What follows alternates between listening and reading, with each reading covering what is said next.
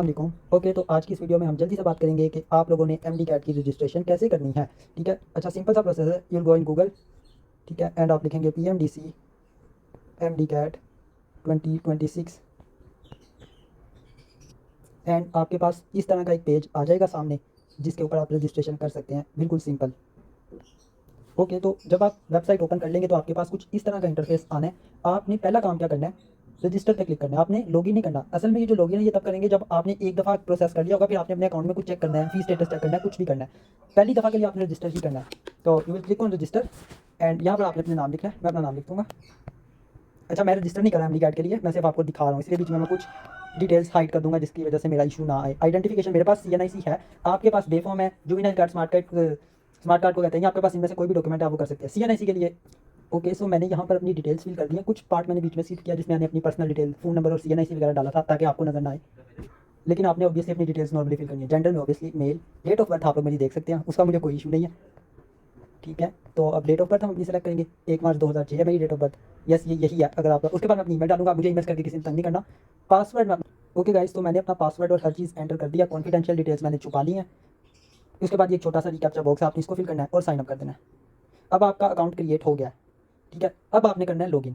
ठीक है, अब लॉगिन करते वक्त आपने जो CNIC यूज़ किया था और उसका जो पासवर्ड रखा था, आपने उसी पासवर्ड से लॉगिन करना है। एक बात याद रखिएगा, यहाँ पर अगर आपने अपना CNIC कहीं पर भी गलत पुट कर दिया तो आपका अकाउंट लॉक हो जाएगा। तो इस बात का अभी से ख्याल रखिएगा।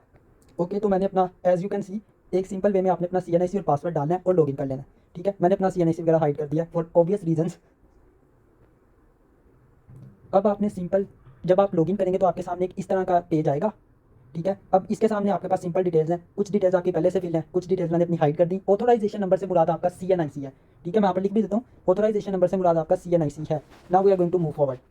ओके, तो उसके बाद आपने अपनी सिटी सेलेक्ट करनी है। I belong to Lahore, so I will select Lahore hair.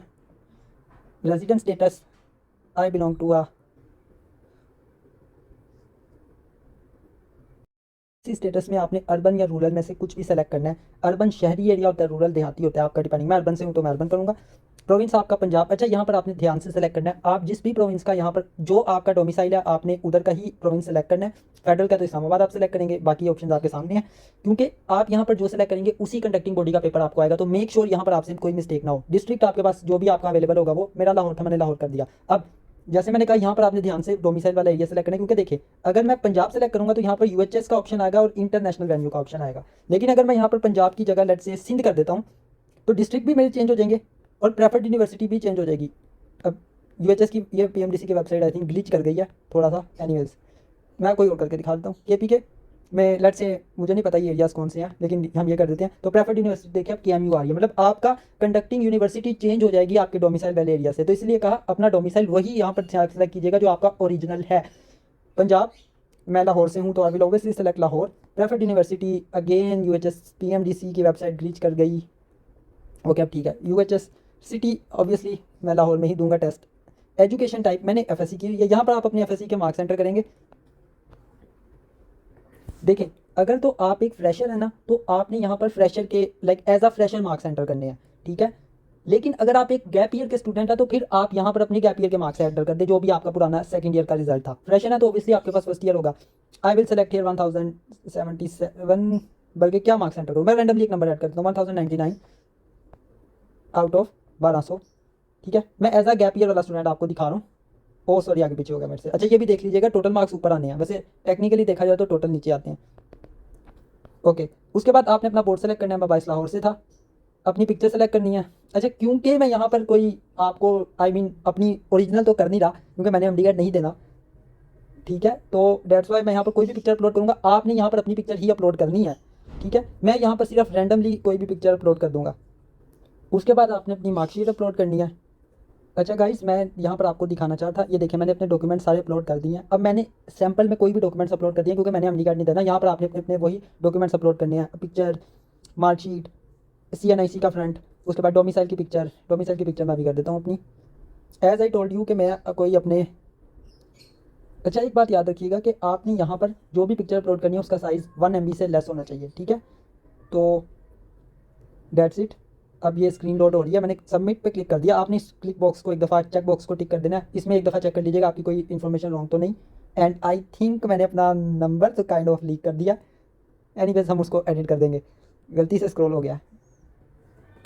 So guys as you can save, उस स्क्रीन पे जब आप सबमिट कर देंगे तो ये कुछ आपकी डिटेल्स आएंगी। अब आप देख रहे होंगे मैंने रैंडमली कुछ पिक्चर्स अपलोड कर दिया जस्ट टू शो यू।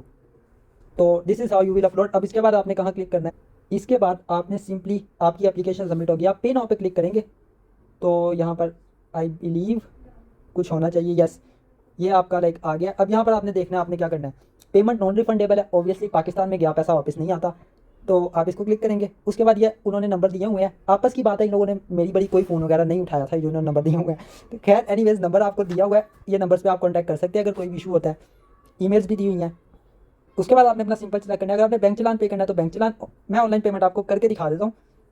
अगर आपने ऑनलाइन करनी है तो ये आपके सामने पेज आएगा एंड आपको पता है फिर आगे, अगर आप लोगों ने पहले कभी ऑनलाइन पेमेंट किया तो आपको पता है इससे आगे फिर क्या करना है, ठीक है।